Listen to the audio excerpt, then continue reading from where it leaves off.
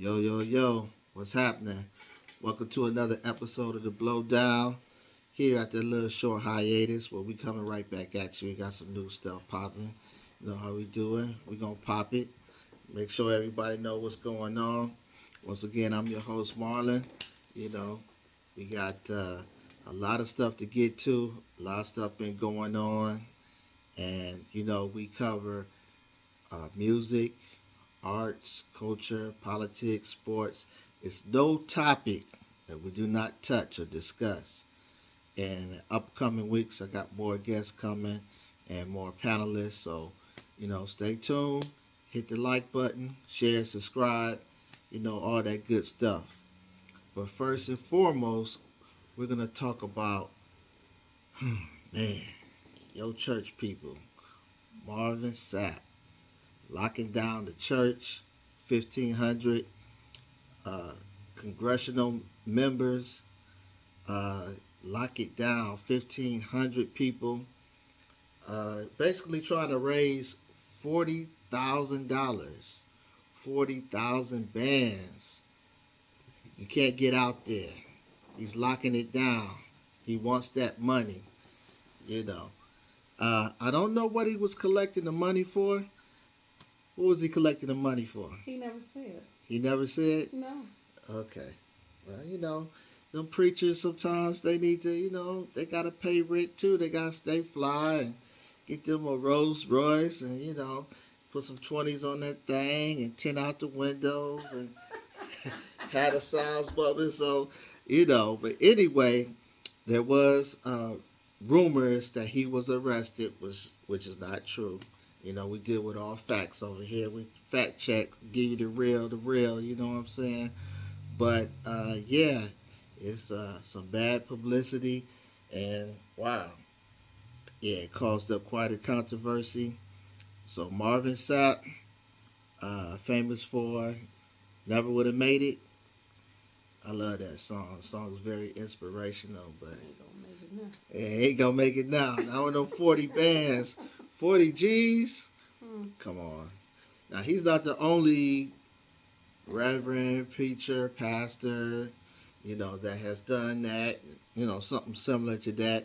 I know some preachers that got ATMs in the actual church. So, if you're a little short cash, you can just hit the ATM and pull out.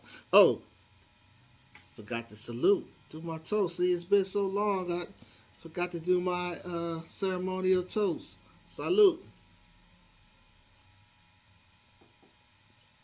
Yeah, you know how we do it. Sipping on my little special concoction. I can't give y'all the sauce. I can't give y'all the sauce, the recipe, because y'all might try to, you know, bottle it. I can't give away the sauce. But yeah, so Marvin Sapp is in trouble. So hopefully, fellow churchgoers, fellow church members, y'all check that. It's supposed to be about the Most High, the power, you know, getting you to that upper room, you know. But everybody try to sock it to your pocket, you know what I'm saying? So, but anyway, we going to move on. We got to talk about this. Stephen A. Oh, wait a minute. We got a question. We got a question from the audience. What's the question? I'll take a sip. Okay, so what would you do if that was your grandmother locked in the church?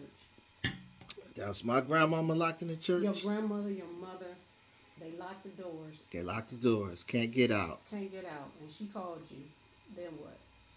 Well, man, hey, you know, might have to get some of the homies and we might have to blow down and run down on the church, you know what I'm saying? We got to get mama up out of there, you know what I'm saying? But, oh, wow.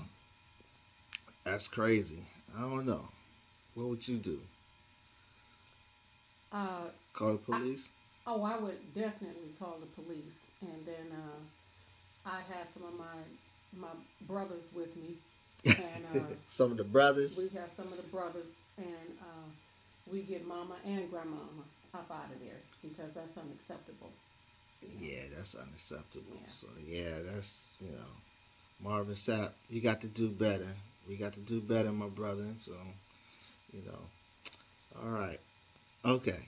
Now we can get on to the next topic, which is Stephen A. Smith and LeBron James have been having a war awards, a media battle between them.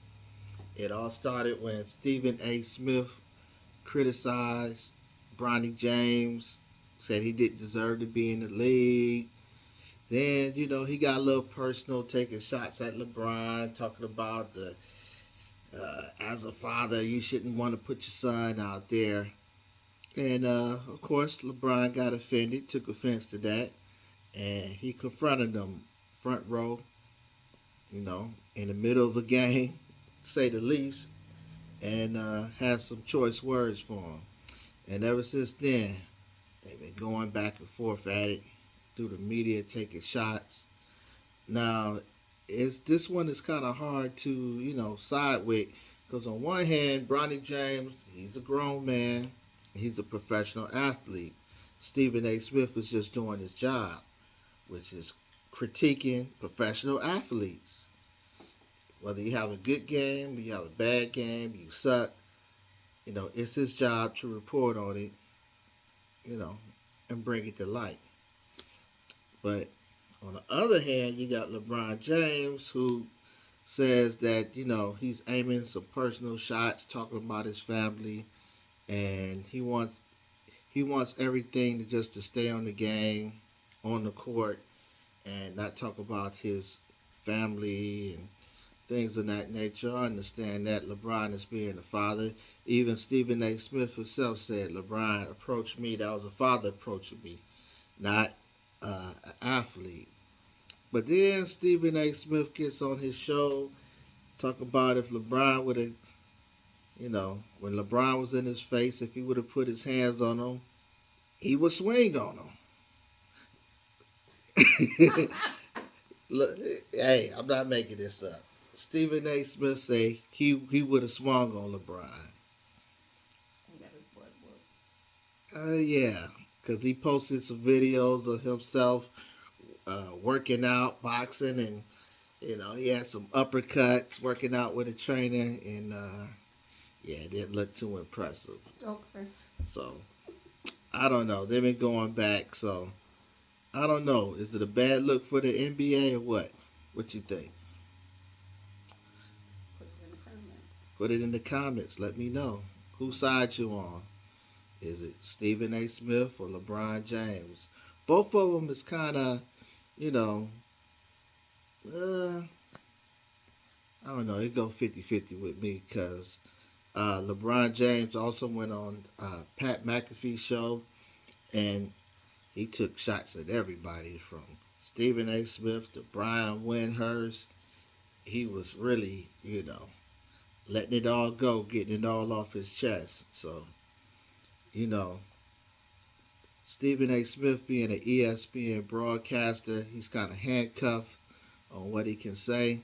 That's why he gets kind of loose on his own podcast, Stephen A. Smith podcast. So we'll see where this goes. I have a feeling this is not going to end. It's going to keep going all year and throughout the playoffs and things of that nature.